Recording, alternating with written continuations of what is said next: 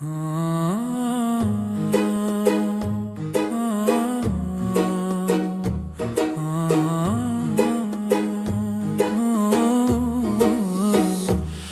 آمد ماه رحمت، ماه نور و مغفرت، فرصتی نزدیک شدن به درگاهی حق.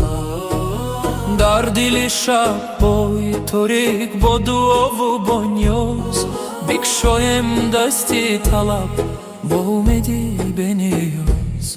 روزهایش پر ز تسبیح، شبهایش پر قیام، لرزه لرزه فیض بارد بر همه اهل اسلام.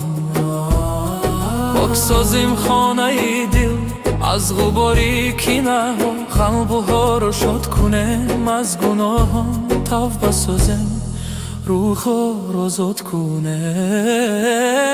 رمضان رمضان ماهی فیض و برکت، رمضان رمضان رمضان ماهی عشق و عبادت. مهمانی آسمانی نوری هر یک خاندان، قلبی ما را زنده گردانه عزیزتر از جان. رمضان شامگاهان وقتی افطار، لحظه های دلنشین، حمایت خانواده در کناری هم دیگر.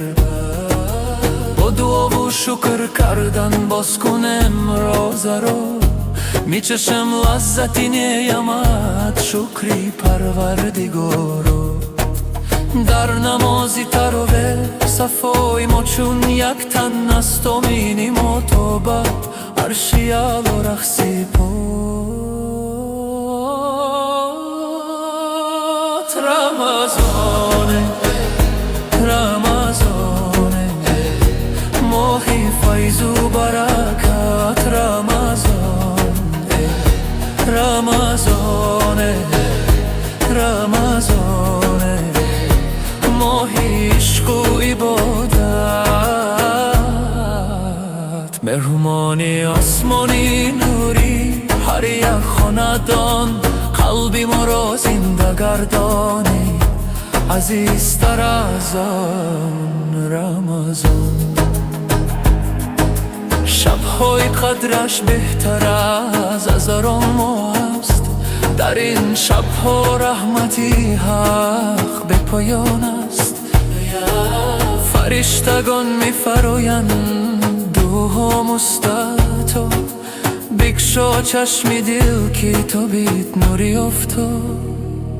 می‌روم ای ماه رحمت، دیده ها گیران شود، قلبی عاشق از فراقت سمال زد و بیران شود. الوداع ای ماه غفران، شفاعت خواهی ما یا الله، طاعت ما رو قبول فرما. ای خدا سال دیگر باز بینم ماهی نورت را،